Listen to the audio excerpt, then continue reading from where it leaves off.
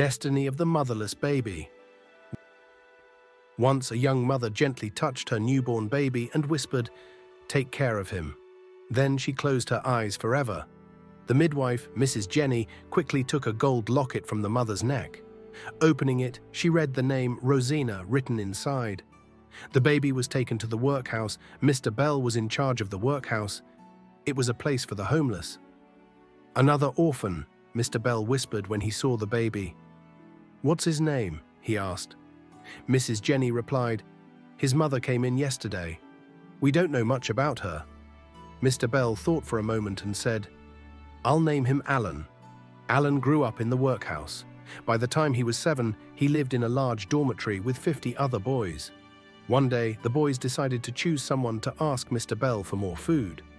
Alan was chosen, and he was very nervous. At dinner, as usual, the boys were given thin, watery soup. Alan gathered all his courage and walked up to Mr. Bell. "Please, sir, I want some more," he whispered. Mr. Bell was furious. "More? How dare you?" he shouted.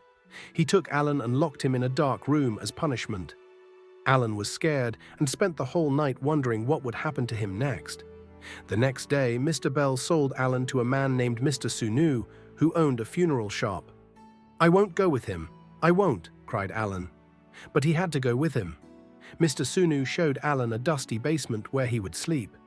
The room was filled with empty coffins, and Alan's bed was hidden behind them.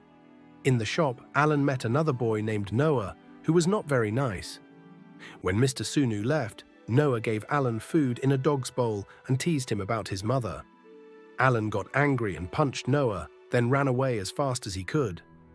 Alan was so tired and hungry that he fell on a doorstep. He smelled delicious food from a nearby bakery. Just then, a boy named Dodger walked up to him. Dodger gave Alan some food and took him to live with a man named Fagin.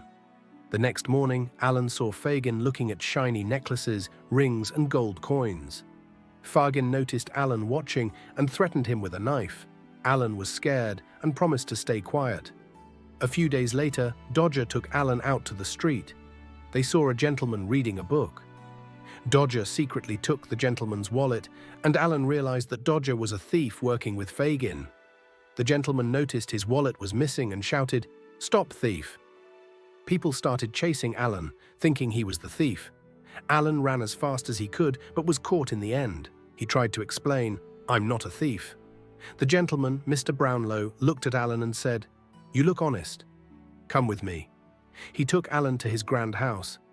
Inside, Alan saw a picture of a beautiful woman. "That was my daughter, Rosina," said Mr. Brownlow. "She had a sad life, and I think she's no longer with us." Mr. Brownlow noticed how much Alan looked like the woman in the picture. "Where were you born?" he asked urgently. "In Mr. Bell's workhouse," Alan replied, surprised by the question. "Yes, I've heard of it," said Mr. Brownlow, nodding his head and looking serious. "Now tell me about yourself." Alan told him about his life at the workhouse. Mr. Brownlow believed Alan and asked if he would like to live with him and go to school. Alan was overjoyed. Mrs. Bedwin, the housekeeper, gave him a hot bath, clean clothes, and a warm bed. Alan had never been so happy. One day, Mr. Brownlow gave Alan a gold locket and said, "I have good news for both of us. I went to see Mr. Bell and he gave me this. Open it." Inside, Alan saw the name Rosina written. "Mrs. Jenny, the midwife who was with your mother at the workhouse, stole this locket from her. Later, Mrs. Jenny married Mr. Bell." That's how he discovered the locket. "Was Rosina my mother?" Alan asked. "Yes, your mother was my daughter. I gave her the locket many years ago. I recognized it at once. You remember her photo at home? You look just like her." "You're my boy now," Mr. Brownlow said, hugging Alan. Alan felt like he truly belonged for the first time. And from that day on, Alan's life was filled with love and happiness. Thank you for listening. If you enjoyed this story, please like, share, and subscribe for more inspiring tales.